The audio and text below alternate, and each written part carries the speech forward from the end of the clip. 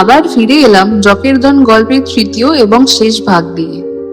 দ্বিতীয় ভাগ শুরু করার আগে একটু জেনে নিই এখনো অবধি কি কি হয়েছে। কুমারের ঠাকুরদাদার বাক্স থেকে পাওয়া খুলির সংকেতের উপর নির্ভর করে কুমার আর বিমল যাচ্ছে ঘাসিয়া পাহাড়ের জকেরধনের সন্ধানে। পেছনে পড়ে আছে করালি এবং তার সাঙ্গপাঙ্গ।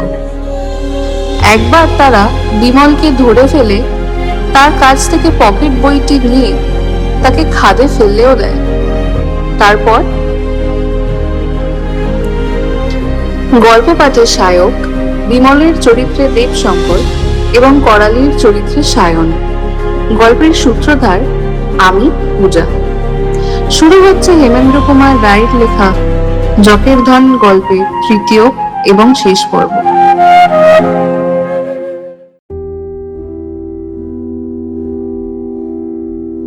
কতক্ষণ অজ্ঞান হয়েছিলাম জানি না। যখন জ্ঞান হলো, চোখ ছেয়ে দেখলুম রামহরি আমার মুখের উপর হুমড়ি খেয়ে আছে। কি ছোট বাবু, অজ্ঞান হয়ে গিয়েছিলেন কেন?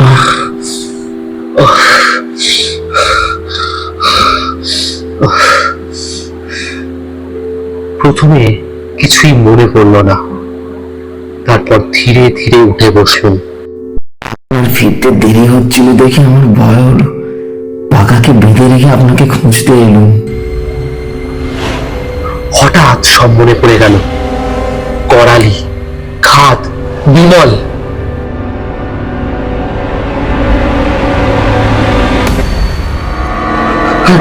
রামহরি, রামহরি, আমি ওদের খুন করবো। কাদের খুন করবেন ছোট বাবু? যারা বিমলকে খাদে ফেলে দিয়েছে। বাবুকে খাদে ফেলেছে? এখন কান্না নয়, আগে প্রতিশোধ। বিমলের বন্দুকটা নিয়ে এসো। ঝোপ থেকে বেরিয়ে দাঁড়ালুম, সামনে যাকে পাবো গুলি করব। কিন্তু কেউ নেই। খোলা জমি ধুধু করছে। করালি উধাও হয়ে গেছে। ছোট বাবু? করালি। খোকা বাবু কোথায়? রামহরি, বিমলকে আর পাবো না। অত উঁচু থেকে পড়ে মানুষ বাঁচে না।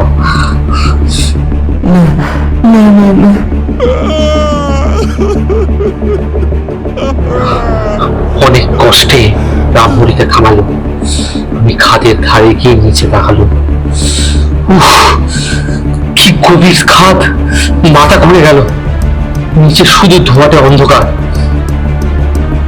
হঠাৎ একটা অদ্ভুত জিনিস চোখে পড়ল। খাদের গায়ে হাত পনেরো নিচে একটা ঝোপ, আর তার উপর ওটা কি? মানুষ! রামহরি, রামহরি, তাড়াতাড়ি এসো, এদিকে এসো, এদিকে এসো। ঝোপের উপর দেহটা নড়ল। বিমল, বিমল, শুনতে পাচ্ছ? কুমার, কুমার, আমি এখনো বেঁচে আছি ভাই। নিচে, নিচে ভাই। আবার প্রায় অজ্ঞান হয়ে গেল, কিন্তু এবার আনন্দে। বাবু বেঁচে আছেন? বেঁচে আছেন। নাচলে চলবে না রামহরি, আগে ওকে তুলতে হবে। এসো, এসো, এসো। কিন্তু নামবো কি করে? কিন্তু নিচে নামার কোনো পথ নেই। ঠিক তখন সে কে গো কুমার? আমি আমি নিচে সরে যাচ্ছি। কুমার, কিভাবে তুলবো? জলদি, ব্যাগে দড়ি আছে, দড়ি ধরাও তাড়াতাড়ি। বাতাস খুবই বাড়ছে, প্রতি ঝাপটায় ঝোপ তুলছে, আর বিমল নিচে নামছে। আমার বুকটা ধরপড় ধরপড় করছে। কুমার, দড়িটা মুখের কাছে নামাও, আর একটু। আমি আমি দাঁত দিয়ে ধরবো, তারপর আমাকে টেনো। দাঁত দিয়ে?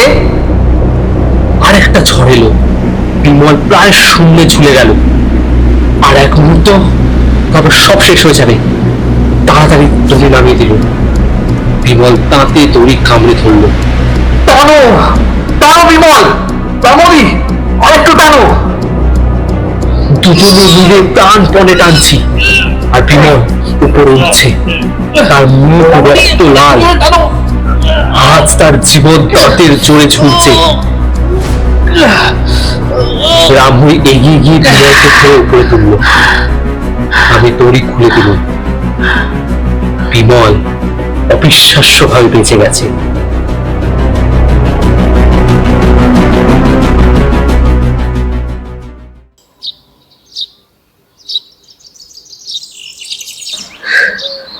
বিমল, ভাই বিমল, কি কি কি করে ওদের হাতে ধরা পড়লে? নিজের মনে ঘাম গাইছিল। ওরা পথের পাশে লুকিয়েছিল। হঠাৎই পিছন থেকে মাথায় লাথি, তারপর ব্যাস অজ্ঞান।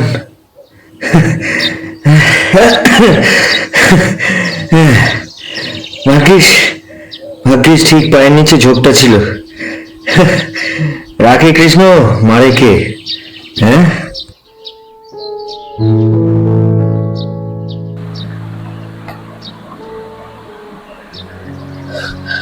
বিমল, হার নয় ভাই, হার নয়, ঢের হয়েছে। জটের ধন থাক। চলো ভাই, ফিরে যাই, প্রাণ নিয়ে দেশে ফিরে যাই।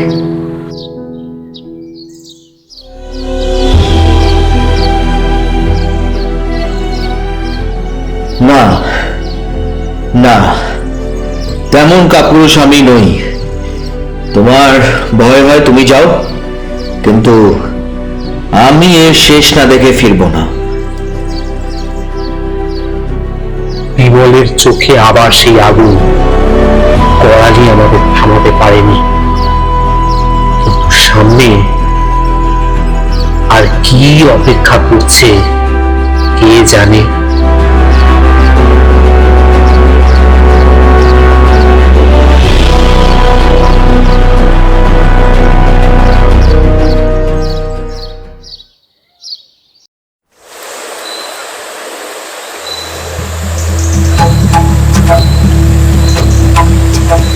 আবার আমাদের চলা শুরু হয়েছে। এবার প্রাণপণে এগিয়ে চলেছি। পিছনে যখন শত্রু লেগেছে, তখন যত তাড়াতাড়ি গন্তব্যে পৌঁছানো যায় ততই মঙ্গল। কত বন, কত ঝর্ণা, কত খাদ, কত পাহাড়ের চড়াই উতরাই পেরিয়ে চলেছি। মাঝে মাঝে মনে হতে লাগলো আমরা যেন চলবার জন্যই জন্মেছি। মৃত্যুর দিন পর্যন্ত শুধু চলবো আর চলবো। দুপুরে পাহাড় অন্যের মতো পেতে উঠলে তবেই একটু বিশ্রাম, রেঁধে খেয়ে গড়িয়ে নেওয়া, তারপর আবার পথ। কখনো সূর্যোদয়, কখনো রামধনু রঙা সন্ধ্যা, কখনো চাঁদ ওঠে আবার ভোরের আগে মিলিয়েও যায়, ঠিক যেন স্বপ্নের মতো।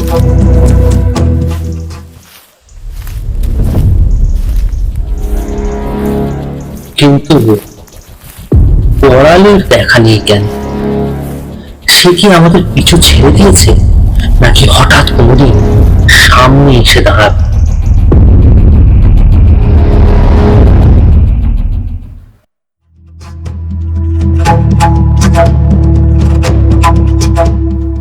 শেষমেশ একদিন আমরা এসে দাঁড়ালু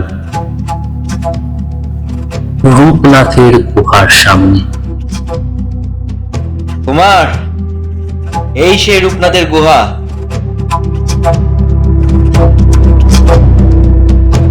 প্রবাদ আছে এই গুহা পেরিয়ে নাকি শুধু চীন দেশে যাওয়া যায়, কিন্তু আমাদের লক্ষ্য অন্য।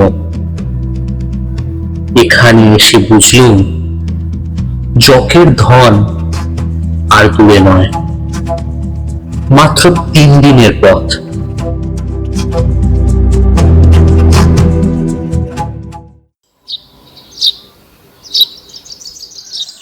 বিমল একটা গাছের তলায় বসে গান ধরলো।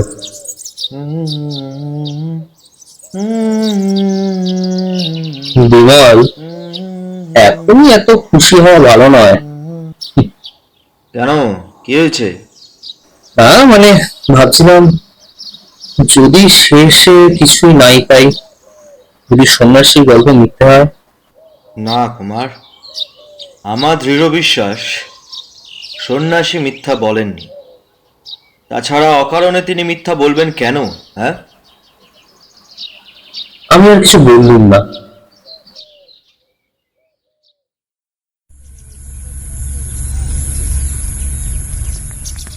সূর্য ডুবে গেছে, পশ্চিম আকাশে তখনও রঙের খেলা। মনে হচ্ছিল মেঘের গায়ে কে যেন জল রঙের ছবি এঁকে দিয়েছে। বাতাস ছিল আশ্চর্য মিষ্টি। বিমল গান গাইছিল আর আমি চুপচাপ বসে শুনছিলাম। হঠাৎ সামনের জঙ্গলে চোখ পড়তেই আমার শরীর কেঁপে উঠল। গাছের আড়াল থেকে করালি মুখ, তার চোখ দুটো কোকড়ো সাপের মতো হিংসায় জ্বলছে। আমার সঙ্গে চোখাচোখি হতেই বিদ্যুতের মতো সরে গেল। করালি? হ্যাঁ, কোথায়? ওই গাছটার আড়ালে। বিমল এক লাফে উঠে দাঁড়ালো। দাঁড়াও তো, এক্ষুনি ওর টুটিটা টিপে ধরি। বিমল বিমল দাঁড়াও দাঁড়াও, এখন যেও না। হয়তো লোকেরা ওই কারণে ওখানে লুকিয়ে আছে। বেকার বেকার গেলে আচমকা বিপদে পড়বে। হ্যাঁ হ্যাঁ, ঠিক বলেছ, কিন্তু কিন্তু ওকে না একদম ছেড়ে দিতে ইচ্ছে করছে না। শোনো, চলো, ভাবুক আমরা কিছু দেখিনি, তারপর পরে ঠিক করবো কি করা উচিত। চারদিকে সতর্ক চোখ রেখে আমরা সরে এলুম, কিন্তু বুঝলুম করালি যখন কাছে আছে, নতুন বিপদ আর বেশি দূরে নয়। চকের ধনের এত কাছে এসেও মনের আনন্দ মুহূর্তে মিলিয়ে গেল। কি আশ্চর্য! এই করালির হাত থেকে কি আমরা কোনোদিন মুক্তি পাবো, নাকি সবচেয়ে বড় বিপদ এখনো সামনে?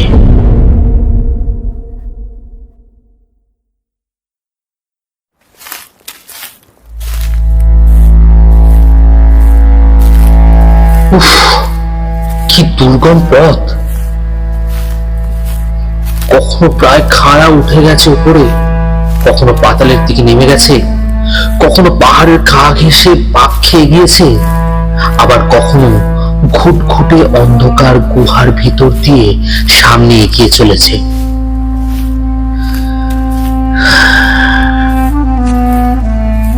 এই পথে যে মানুষ চলে না তা স্পষ্ট বোঝা যায়। মাঝে মাঝে এমন কাঁটা জঙ্গল, কুড়ুল দিয়ে না কাটলে সামনে এগোনোই অসম্ভব।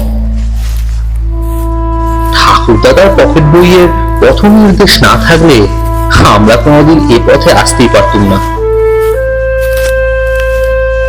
20 মাইল পথ সাধারণত একদিনই পেরিয়ে যেত, কিন্তু এই পথ পার হতে লাগলো পুরো 5 দিন। এত নির্জনতা, এত নীরবতা, মনে হচ্ছিল আমরা ছাড়া পৃথিবীতে আর কেউ নেই। বাঘা একবার ডাকলে চারদিকে পাহাড়ে পাহাড়ে প্রতিধ্বনি চেয়ে উঠত।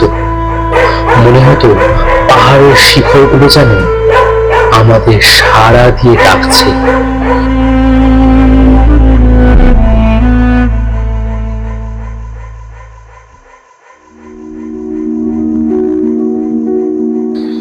পাঁচ দিনের দিন সন্ধ্যার একটু আগে হঠাৎ আমাদের চোখের সামনে ভেসে উঠল এক অপূর্ব দৃশ্য। দূরে পাহাড় চূড়ায় সারি সারি মন্দির, রক্তিম আকাশের পটে নিষ্কালো ছায়ামূর্তি, নিস্তব্ধ পাহাড় রাজ্যের মাথায় যেন এক রহস্যময় মুকুট। পেয়েছি কুমার, বৌদ্ধ মঠ, অবশেষে বৌদ্ধ মঠ। চকের ধন, আমাদের এতদিনের কষ্ট তাহলে সার্থক হলো।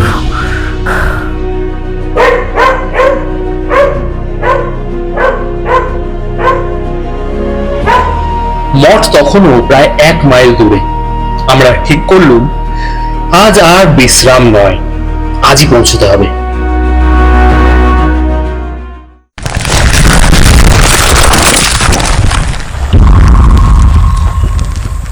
ওরে বাপরে, সর্বনাশ! কি হলো বিমল? উফ, মরতে মরতে বেঁচে গেছি। বাপরে বাপ, আর একটা এগিয়েও না। এখানে এখানে পাহাড় ধসে গেছে। সাবধানে এগিয়ে যা দেখলুম তাতে মন একেবারে ভেঙে গেল।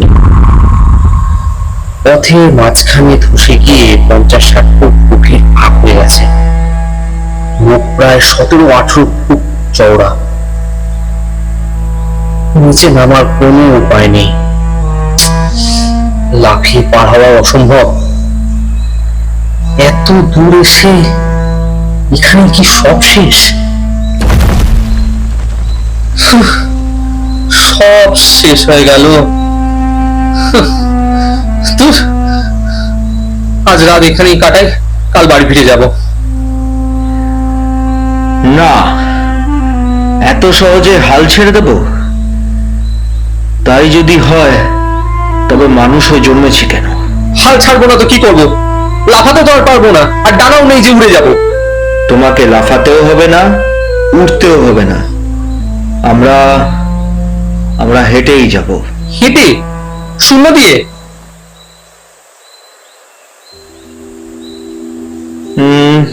আচ্ছা কুমার, দেখো তো ফাঁকটা, ওই ফাঁকটা কি 17-18 ফুট?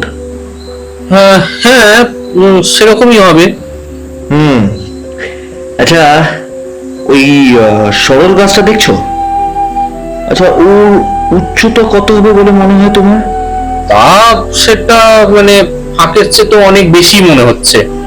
ব্যাস, ভালো করে শোনো। গোড়াটা কেটে এমন ভাবে ফেলবো যেন গাছটা ঠিক ওই ফাঁকের উপরে পড়ে, বুঝেছো? ওহো, বুঝেছি, পোলের মতো হয়ে যাবে, ওটার উপর দিয়ে পার হবো।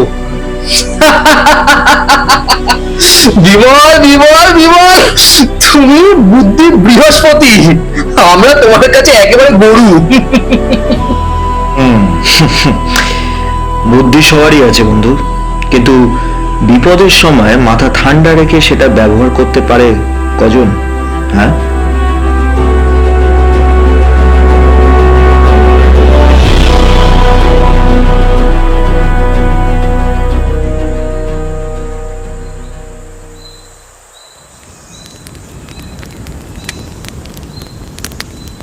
আজ এখানেই বিশ্রাম, কাল সকালে গাছ কাটার কাজ শুরু।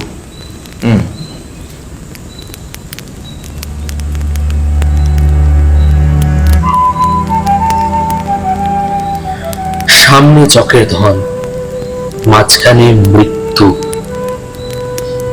একটি গাছই এখন আমাদের আশা, কিন্তু ভাগ্য কি আমাদের এত সহজে পথ ছেড়ে দেবে? কি জানি, কালকের আগে কিছুই বোঝা যাচ্ছে না।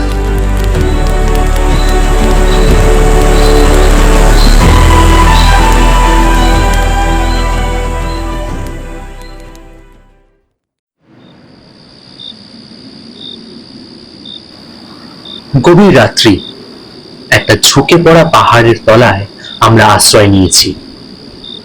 আমাদের দুদিকে পাহাড় আর দুদিকে আগুন। বিমল আর রামুরি ঘুমোচ্ছে, আমিও কম্বল মুড়ি দিয়ে শুয়ে আছি, কিন্তু ঘুমোইনি, কারণ এখন আমার পাহারা দেবার পালা। চাঁদের আলো আজ ম্লান, আলো আর অন্ধকার যেন লুকোচুরি খেলছে। হঠাৎ পথের উপর দিয়ে শিয়ালের মতো একটা জন্তু ছুটে গেল। বারবার পিছনে তাকাচ্ছিল, মনে হলো সে যেন কোনো কিছুকে ভয় পেয়ে পালাচ্ছে। আমার সন্দেহ হলো, কম্বলের ভেতরে বন্দুক শক্ত করে ধরলাম, চোখের সামনে ছোট্ট ফাঁক রাখলাম। তারপর অপেক্ষা। 1 মিনিট, 2 মিনিট, তারপর পাহাড়ের আড়াল থেকে বেরিয়ে এলো একজন, তারপর আরেকজন, আরো একজন, তারপর একসঙ্গে 2 জন, মোট 5 জন। চোরের মতো পা টিপে টিপে তারা এগিয়ে আসছে।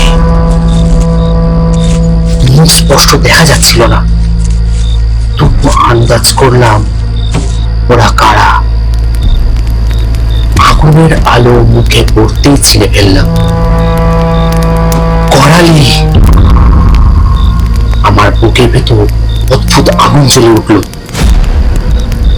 এই করালি, এর জন্যই আমরা কত বিপদে পড়েছি, কতবার মৃত্যুর মুখে গেছি। আজ এবার আর ছাড় নেই। করালির হাতে বিশাল ছোড়া, তার সঙ্গীদের হাতে ছোড়া, বর্ষা, তরোয়াল, কিন্তু ভাগ্যিস তাদের কাছে বন্দুক নেই। করালি আগুনের বেড়া পার হতে গেল। আমি বুঝলাম এই সময় বিদ্যুতের মতো লাফিয়ে উঠলাম। এক মুহূর্ত আর করালি 2 হাত তুলে মাটিতে লুটিয়ে পড়ল। বাকিরা হতভম্ব। আমি আর সময় নষ্ট করলাম না, ওরা প্রাণ পরে পালাতে লাগলো। কিন্তু করালি, সে মাটিতে পড়েও আবার উঠে দাঁড়ালো, রক্তাক্ত কিন্তু বেঁচে আছে। অন্ধকারে মিলিয়ে গেল। তারপর ভয়ঙ্কর আর্তনাদ, এমন চিৎকার জীবনে শুনিনি। তারপর নিস্তব্ধতা। কুমার, কি হয়েছে? কুমার, কুমার, কি হয়েছে? করালি, ওরা হামলা করেছিল, আমি গুলি চালিয়েছি, কিন্তু ওই চিৎকার কেন হলো বুঝতে পারছি না। কি ভয়ঙ্কর! তার মানে অন্ধকারে দেখতে না পেয়ে ওরা ওই ভাঙা পথের ফাঁকে পড়েছে। মনে হয় কেউ বাঁচেনি। আরে হতভাগারা, শেষটা অপঘাতে মরলো। যেমন কর্ম তেমন ফল, তাই এতে দুঃখ করে লাভ নেই। আর করালির যদি এতে শিক্ষা না হয়, তারও একই পরিণতি হবে। অন্তত কিছুদিন করালির দেখা পাবো না। সে বেঁচে আছে, কিন্তু জখম হয়েছে নিশ্চয়ই।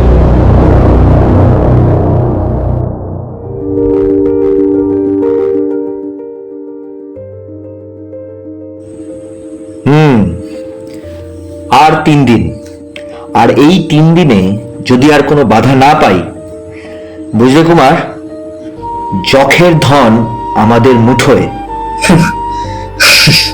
তোমার মুখে ফুল চন্দন পড়ুক বিমল।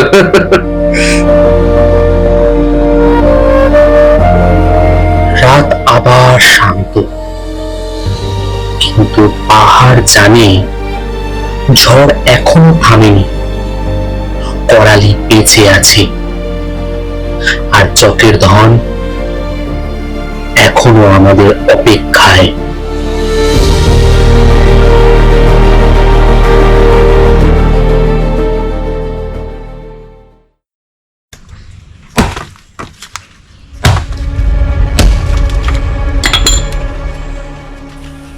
সকাল থেকে আমরা ভাঙা পথের ধারে দাঁড়িয়ে সরল গাছ কাটছি, একটার পর একটা পুরুলের ঘা। আর আমাদের সমস্ত আশা ভরসা এখন এই গাছটার উপরেই নির্ভর করছে। একটু ভুল হলেই সব শেষ।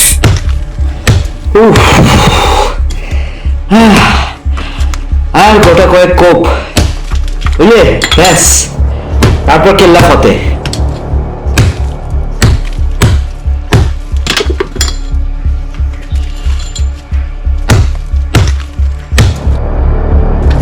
কুমার সাবধান, সরে দাঁড়াও, সরে দাঁড়াও, গাছটা পড়ছে।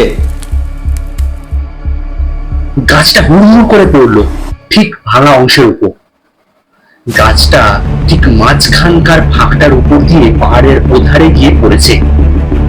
তার গোড়া রইল এদিকে আর আগা রইল ওদিকে। যা চেয়েছিল ঠিক তাই। ব্যাস, দেখো কুমার, আমাদের পোল তৈরি।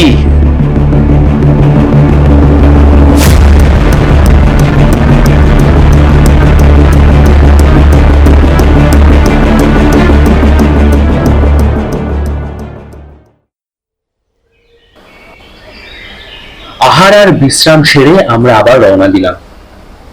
আজ আর থামা নয়, আজ বৌদ্ধ মঠে পৌঁছবই। সূর্য অস্ত যাচ্ছে, মঠ আর দূরে নেই। মেঘ ছায়া ভাঙা চূড়া এবার স্পষ্ট দেখা যাচ্ছে। পথের দুধারে অসংখ্য গুহা। কখনো এখানেই থাকতেন বৌদ্ধ সন্ন্যাসীরা। আজ সব নীরব। গুহাগুলোর মাঝখান দিয়ে পথটা হঠাৎ একদিকে বেঁকে গেছে। সেই বাঁকের মুখে দাঁড়াতেই দেখলুম আমার সামনেই মঠের সিংহ দরজা।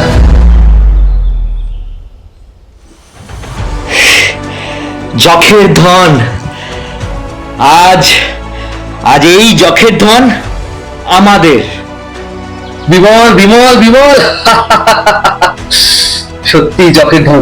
কিন্তু ভাই চলো আগে ঠিক জায়গাটা খুঁজে বের করি।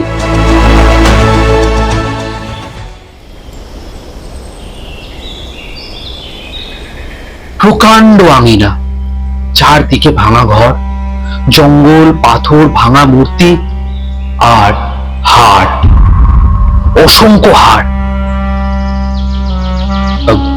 বিমল, বলছি ওই মরার মাথাটা বের করো। ওটার দরকার নেই, সংকেতটা আমার মুখস্থ। ভাঙা দেউলের পেছনে সরল গাছ, মূলদেশ থেকে পূর্ব দিকে 10 গজ, আর ডাইনে 8 গজ, তারপরে বুদ্ধদেব। বাই 6 গজ পেরোলেই 3খানা পাথর, ঠিক তার তলায় 7 হাত জমি খুললেই পথ পাবে। বাবু দেখুন, ওই তো সরল গাছ। ঠিকই তো, মন্দিরের পিছনে একটাই সরল গাছ, ভুলের সুযোগই নেই। 5, 6, 7, 8, 9, 10 গজ। এবার ডাইনে 8। বুদ্ধদেব, এই তো বুদ্ধদেব। আচ্ছা, এবার এবার বাঁয়ে 6।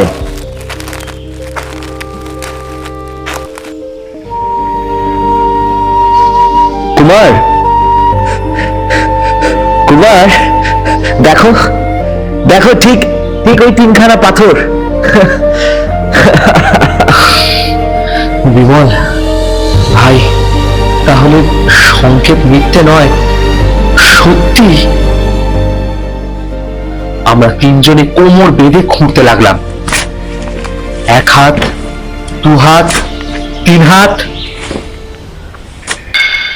থামো থামো থামো থামো, কিছু একটা লাগছে। মাটি সরাতেই দেখা গেল একটা বড় পাথর, আর সেটা সরাতেই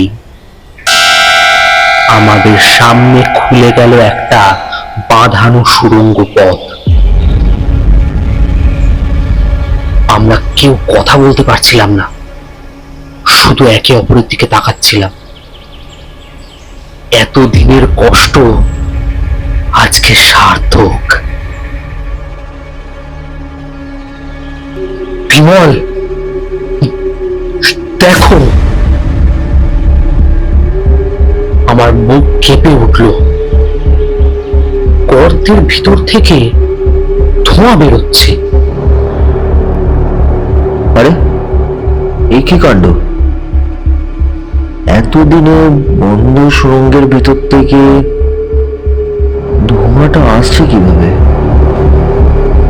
সন্ধ্যা নেমে আসছে, ঝোপে ঝোপে অন্ধকার জমছে, পাখির ডাকও থেমে গেছে, চারদিকে মৃত্যু নীরবতা।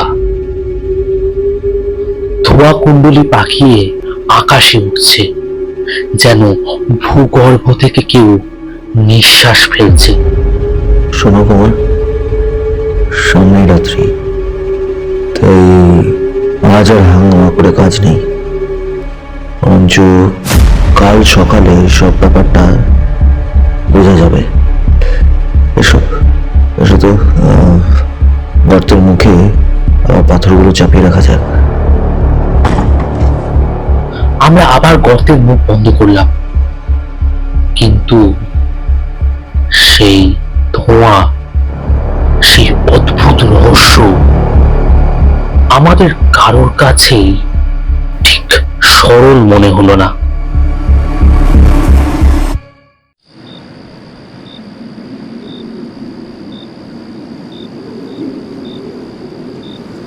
মনটা কেমন দমে গেল। কতগুলো পাথর চাপা বন্ধ গর্তের ভিতর ধোঁয়া এলো কেমন করে? আগুন না থাকলে ধোঁয়া হয় না, কিন্তু আগুনই বা এলো কোথা থেকে? অনেক ভেবেও কিছু বুঝতে পারলাম না। হ্যাঁ হ্যাঁ বিমল, তুমি জকের কথা বিশ্বাস করো? হ্যাঁ, তা শুনেছি যে জক একরকম প্রেতজনী, তারা গুপ্তধন পাহারা দেয়, কিন্তু আমি কখনোই জক তো দেখিনি, তাই বিশ্বাসও করি না। সে তো তুমি ভগবানকেও চোখে দেখো, তবু তো বিশ্বাস করো, তাহলে জককে নয় কেন? সে না হয় বুঝলাম, কিন্তু হঠাৎ জকের কথা তুলছই বা কেন? মানে আমার বিশ্বাস, ওই গুপ্তধনের গর্তের ভিতরে না ভুতুরে কিছু আছে। থাক, ওসব বাদ দাও। ভূতই হোক বা দানবই হোক, কাল আমি গর্তের ভেতরে ঢুকবই, বুঝলে? এই বলে বিমল কম্বল মুড়িয়ে শুয়ে পড়ল, কিন্তু আমার বুক ধড়ফড়ানি গেল না। এই রামরি, তুমি জগ বিশ্বাস করো? হ্যাঁ, করি ছোটবাবু। তা তোমার কি মনে হয় এই গর্তে জগ আছে? জকি থাকুক আর রাক্ষসী থাকুক, খোকা বাবু যেখানে যাবে আমিও সেখানে যাব। বোঝো, যেমন মনি তেমন তার চাকর, দুজনেই সমান গোয়া।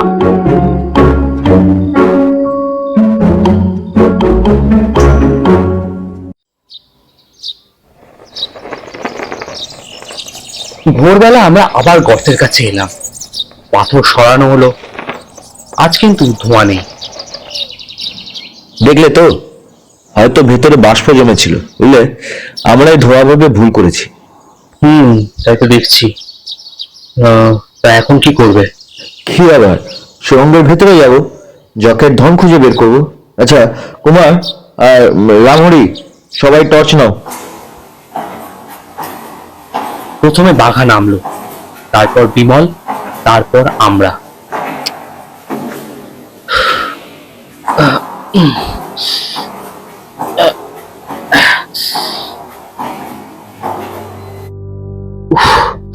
কি অন্ধকার! দু চার পা যেতেই ভুলে গেলাম বাইরের সূর্যের আলো আছে। টর্চ না থাকলে এক পাও এগোতে পারতাম না। সুড়ঙ্গের ছাদ এত নিচু যে মাথা তুলবার উপায় নেই। হঠাৎ পিছনে শব্দ, আমরা সবাই থেমে গেলাম। বিমল, পিছনে তাকিয়ে দেখি গর্তের মুখে দিয়ে আসা আলো আর নেই।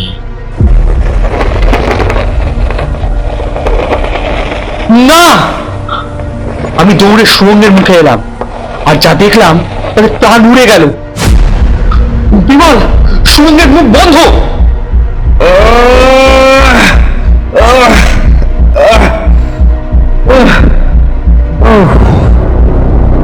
খুলছে না। বিমল প্রাণ প্রাণে ঠেললো, কিন্তু পাথর এক চুলো নড়লো না। বিমল, সব শেষ, এখানেই আমাদের জ্যান্ত কবর দেবে।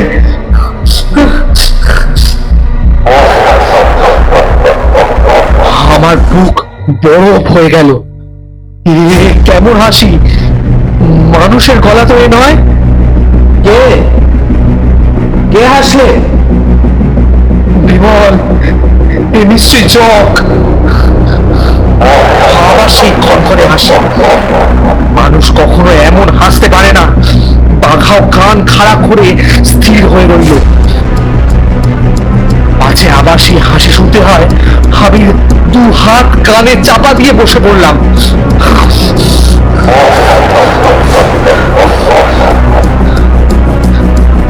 সুরঙ্গের অন্ধকারে আমরা তিনজন, আর কোথাও অদৃশ্য এক হাসি। আজকে সত্যি চোখের মুখোমুখি হলাম।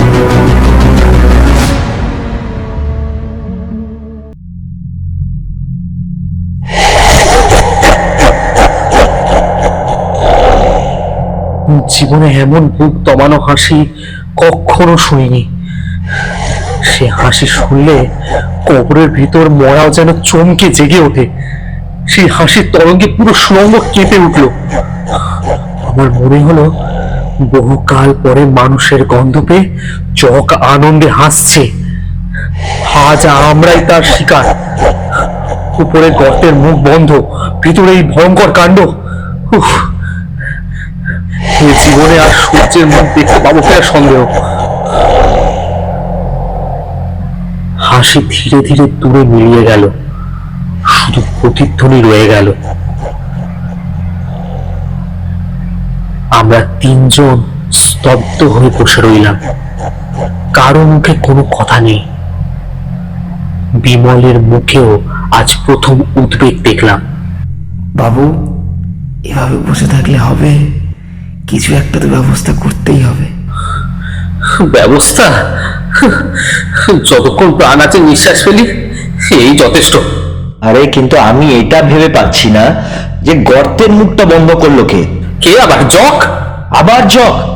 নিকুচি করেছে তোমার জগ। কতবার বলেছি আমি এসব মানি না। না মেলার উপায় কি? যে গর্তের কথা কাক পক্ষীও জানে না, তার মুখ হঠাৎ বন্ধ হলো কিভাবে? সেটাও ঠিক। কাল ধোঁয়া বেরোচ্ছিল, আজ এই হাসি। উফ! বিমল একথার কোনো জবাব দিল না। বাবু দেখুন। আমরা দেখলাম সুরঙ্গের ভেতর দিয়ে শো করে একটা আগুন চলে গেল। এই কুমার, টর্চ নিয়ে আমার সঙ্গে এসো। রামহরি, তুমি পেছনে থাকো। আমি দেখতে চাই ও আগুনটা কি। কিছু দূরে কি সুরঙ্গ আরেক সুরঙ্গে গিয়ে মিশেছে। আগুনটা এখানেই দেখা গিয়েছিল। কিছু দূরে মাটিতে একটা অচল দেহ পড়ে আছে। ভাগা ছুটে গেল। এই সবাই দাঁড়াও দাঁড়াও।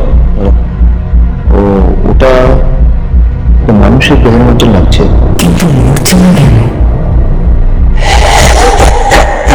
আবার সেই হাসি কোথা থেকে এলো বোঝা গেল না। সুরঙ্গ আবার কেঁপে উঠল। বিমল, বিমল, ফিরে চলো ভাই, ফিরে এসো। চলো চলো, ফিরে যাই। কিন্তু বিমল আমার কথা শুনল না। সে সামনে এগিয়ে গেল। হাসি থেমে গেল। আবার মৃত্যু নীরবতা। কুমার, দাঁড়াও। এই যে এদিকে, হ্যাঁ এই দিকটায় আলো ধরো। আমি কাঁপতে কাঁপতে আলো ফেললাম। এই যে একটা মরা। আরেকটু কাছে আলোটা ধরো তো। আলো পড়তেই এই যে শম্ভু। হ্যাঁ, শম্ভুই বটে। চিত হয়ে পড়ে আছে। চোখ দুটো যেন বেরিয়ে আসছে। গলার কাছে প্রকাণ্ড ক্ষত। না, কোনো আশা নেই। মনে হচ্ছে অনেকক্ষণ আগেই মরেছে। কিন্তু শম্ভু এলো কোথা থেকে? তাই তো, এই সুড়ঙ্গের খবর ও পেল কোথা থেকে? শম্ভু যখন এসেছে, করালেও নিশ্চয়ই এ পথ জানে। এক মুহূর্তে বিমলের চোখে আবার আগুন জ্বলে উঠল। কুমার, যে করেই হোক জকের ধন, আগে ওই জকের ধন আমাদেরকে খুঁজে বের করতে হবে। এসো। আমরা চারদিকে আলো ফেলতে লাগলাম। হঠাৎ সুড়ঙ্গের এক কোণে একটা দরজা। ওই দেখো, একটা দরজা না? আরে, এই যে একটা ঘর, তাহলে কি জকের ধন নিশ্চয়ই ওর ভিতরেই আছে।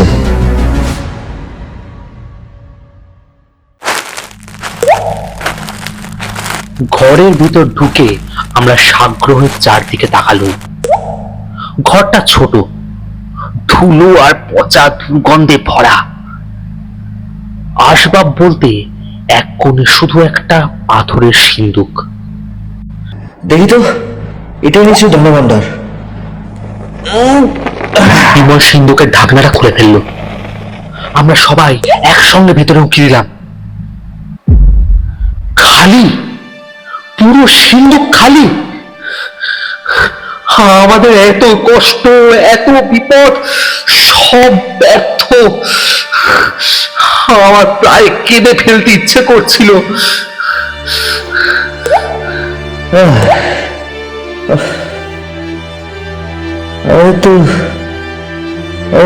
একুল দুকুলি গেল। এদিকে জকের ধনে পেলাম না, আর ওদিকে প্রাণের বোধহয় বাঁচব না। বিমল, বিমল, কতবার বলেছিলাম ফিরে চলো, ফিরে চলো, কিন্তু তুমি শুনলে না। এখনই ভেঙে পড়বেন না বাবু, আরো খুঁজে দেখুন, হয়তো অন্য কোথাও আছে। না রামহরি, সব খোঁজাখুঁজি বৃথা। আমাদের আগে কেউ এসেছে, আর সে খালি হাতে ফেরেনি। এ কাজ করালির, করালির কাজ। হয়তো তাই। কিন্তু সে পথ জানলো কিভাবে? ও সহজেই, আমরাই বোকা। সে পালিয়েছে ভেবে আমরা নিশ্চিন্ত ছিলাম, কিন্তু করালি আমাদের পিছু নিয়েছিল। গতকালই যখন আমরা সুড়ঙ্গ খুলেছি, সে নির্ঘাত সব দেখেছে, আর রাতে এসে ধন নিয়ে গেছে আর গর্তের মুখ বন্ধ করে দিয়েছে। কিন্তু শম্ভুকে মারলো কে? আর কে? করালি নিজেই। নিজের লোককে? কেন? হয়তো জকের ধনে ভাগ যাতে না বসাতে পারে, এছাড়া আর কি হবে?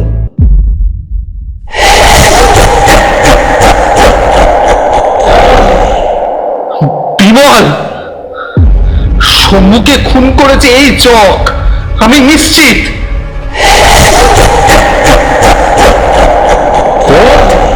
যেই হোক, আজ তাকে ধরবই। আমার হাত থেকে টর্চ কেড়ে নিয়ে বিমল ঝড়ের মতো ছুটে গেল। তার পিছনে রামহরি, আমি একা রইলাম। চারদিকে এমন অন্ধকার, মনে হচ্ছিল অন্ধকারের চাপে দম বন্ধ হয়ে যাবে।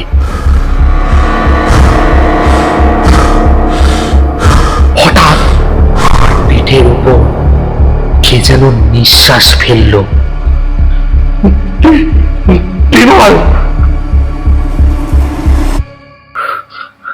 চিৎকার করতে গেল, কিন্তু গলা দিয়ে শব্দ বেরোলো না। সামনে দৌড়তে গিয়ে দেওয়ালে ধাক্কা খেলুম, মাটিতে পড়ে গেলুম। উঠে বসবার আগে কে যেন আমার পিঠের উপর লাফিয়ে পড়লো। লোহার মতো শক্ত দুই হাত আমাকে জড়িয়ে ধরলো।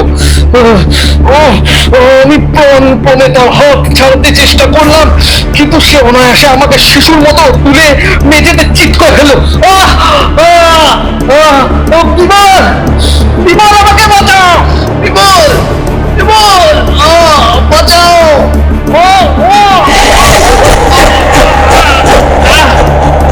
সে আমার বুকের উপর বসে হাসতে লাগলো। তার হাসি ভয়ঙ্কর, আর্ত আর্তনাদে বদলে গেল। কেউ যেন তাকে জোরে ছুঁড়ে ফেললো। সে আমার বুকের উপর থেকে ছিটকে পড়ে গেল। আমি তাড়াতাড়ি উঠে বসলো। অন্ধকারে কিছু দেখা যাচ্ছে না, কিন্তু শব্দ শুনে বুঝলাম ঘরের ভেতর একটা ভয়ঙ্কর ধস্তাধস্তি চলছে।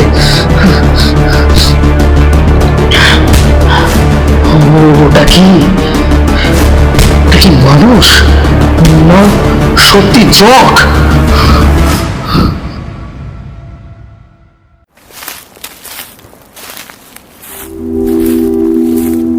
পাতাল থেকে বেরিয়েও বিশ্রামের সুযোগ পেলাম না। বিমলের মাথায় তখন একটাই চিন্তা, করালিকে ধরতে হবেই। শোনো, আলো হাওয়া আজও আছে, কালো থাকবে, কিন্তু করালিকে আজ যদি না ধরতে পারি আর কখনো ধরতে পারবো না। ওঠো ওঠো কুমার। আবার কোথায়? কেন, যে পথে এসেছি সেই পথেই। করালিকে ধরবই, জকের ধন ফিরিয়ে আনতেই হবে। কিন্তু খাওয়া দাওয়া? ওর খাওয়া নিকুচি করেছে, ব্যাগে বিস্কুট আছে, এবার চলো চলো চলো। কিন্তু করালি সহজে ধন ছাড়বে না কিন্তু। সেটা আমিও জানি, তাই এবার আমরাই আগে আঘাতটা করব।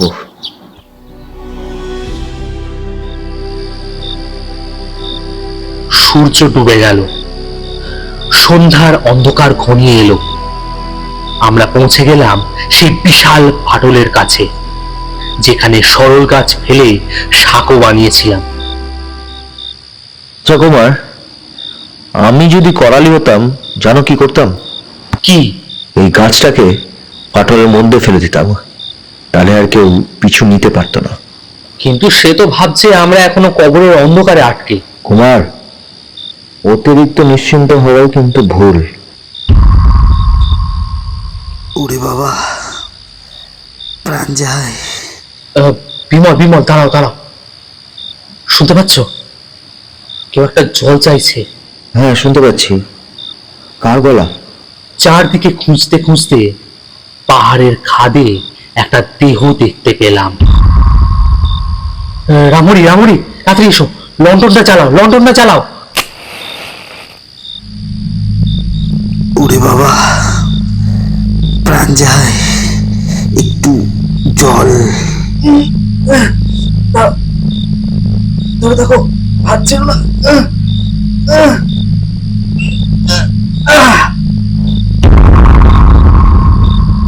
আরে একে তো করালির সঙ্গে দেখেছি। আমাকে মেরো না, আমি মরতেই বসেছি। লোকটার শরীর রক্তাক্ত, মুখ বুক পিঠ সবখানে ধারালো অস্ত্রের ক্ষত। কিন্তু এরকম অবস্থা আপনার হলো কি করে? কি করেছে এরকমটা? করালি। করালি? কিন্তু কেন? সব বলবো, আগে জল।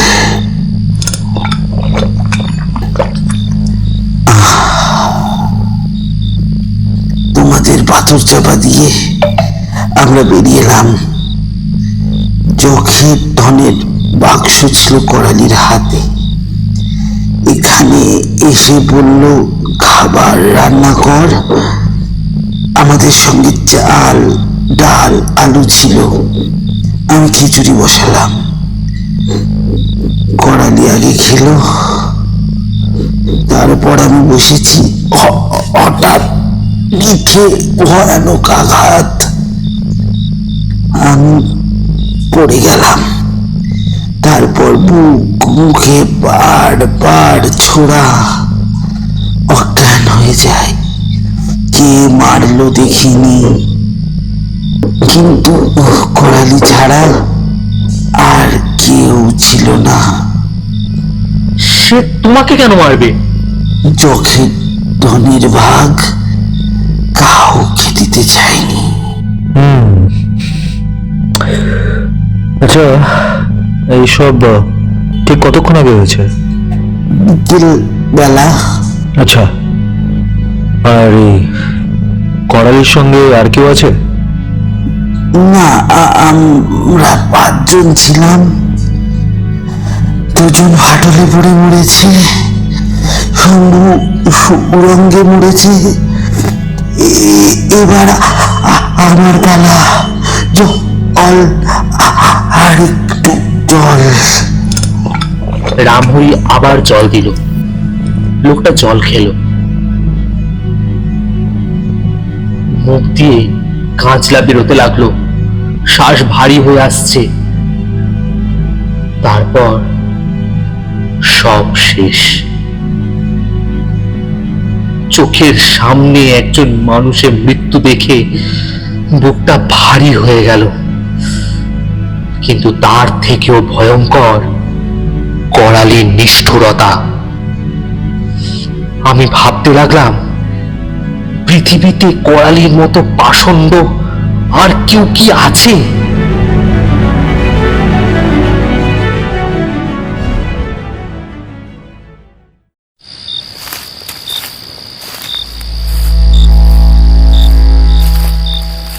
অল্প চাঁদের আলো ফুটেছে, কিন্তু চারদিকে শুধু অন্ধকার।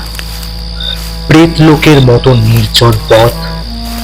আমাদের পায়ের শব্দেই যেন স্তব্ধতা চমকে উঠছে।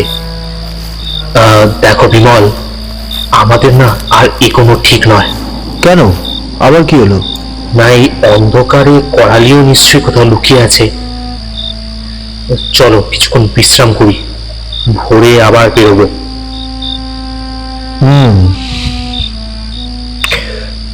হ্যাঁ, তুমি ঠিকই বলেছো।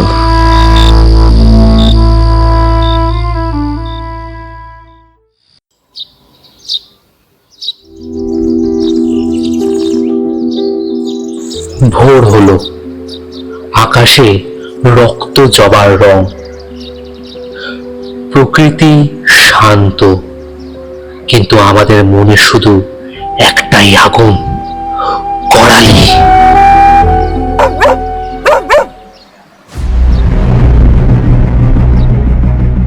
ওই কে ওখানে? দেখলাম একটু দূরে দাঁড়িয়ে আছে করালি। তার হাতে একটা বাক্স, চোখের ধন।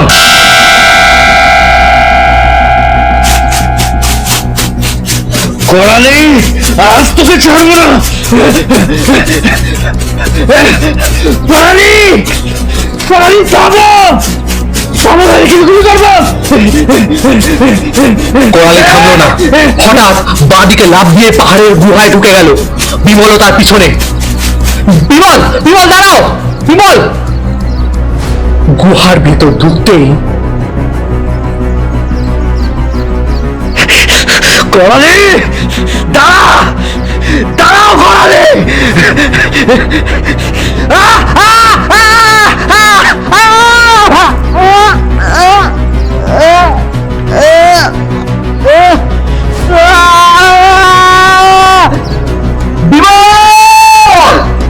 গুহায় কেউ নেই, শুধু অন্ধকার। এইদিকে আরেকটা পথ আছে দেখছি। আমরা সাবধানে ভিতরে এগোলাম। সর্বনাশ! কি? সামনে গর্ত, মস্ত অন্ধকার গহ্বর। মনে হলো পাতাল মুখ খুলে আছে। বিমল! বিমল! কুমার! কুমার! বাঁচাও! নিচে আলো ফেলতেই দেখলাম 30 হাত নিচে জল। সেখানেই সাঁতার কাটছে বিমল। কুমার! শিগগির করো, হাতে ভাই কি ধরছে। কুমার! রামহরি, দড়ি, দড়ি আনে এক্ষুনি। দড়ি নামালাম, বিমল ধরলো। নিজে উঠতে পারবে? হ্যাঁ হ্যাঁ, পারবো পারবো।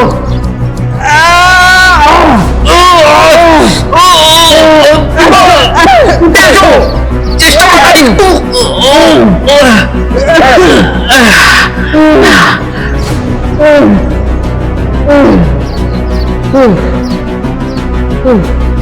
অবশেষে বিমল উঠে এলো। কি করে পড়লে?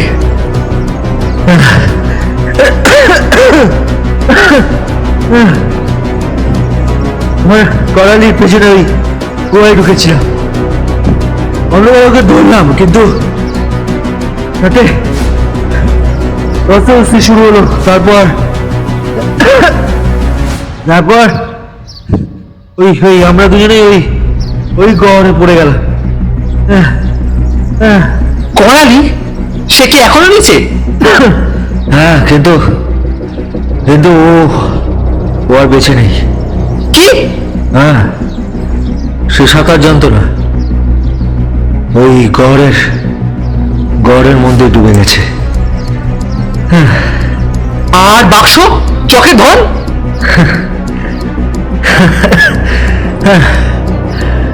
করালি যখন পড়লো তখন বাক্সটা আঁকড়ে ছিল। আমার বিশ্বাস ধন নিয়ে ও পরলোকেই গেছে।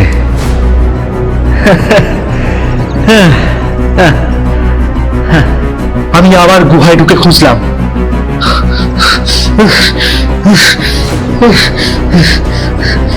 কোথাও কিচ্ছু পেলাম না, কোথাও বাক্স নেই, শুধুই অন্ধকার জল, স্থির, নিষ্ঠুর, সব গ্রাস করে নিয়েছে। না, পেলাম না। করালি মরেছে, কিন্তু ধন ছাড়েনি, তাই শেষ জিতটা তারই।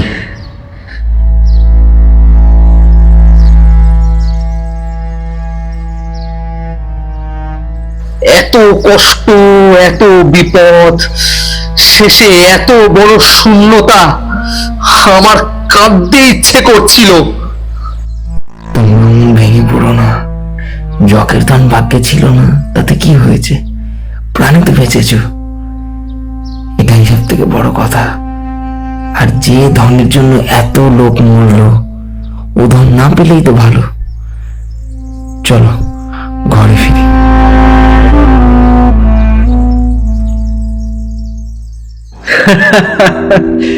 ঠিক বলেছ রামহরি, আঙুর যখন নাগালের বাইরে তখন তাকে টক বলেই সান্ত্বনা দিই। হ্যাঁ, জকের ধন মানুষের ভোগে লাগে না, তাই করালি ভূত হয়ে ভোগ করুক, আমাদের দরকার নেই। কি বলো হে কুমার? হ্যাঁ, এখন খুব খিদে পেয়েছে, তাই না? আচ্ছা, তুমি কি একটা পাখি মারতে পারবে?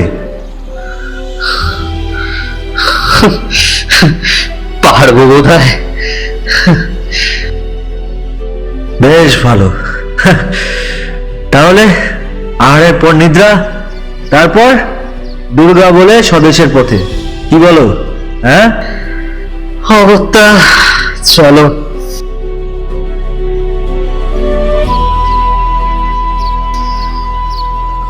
জকের ধন আমরা পাইনি, কিন্তু ফিরে পেয়েছিলাম জীবন, বন্ধুত্ব আর পথ চলার স্মৃতি।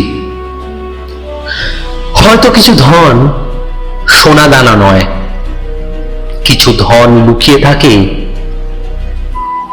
অভিযানের ভেতরেই।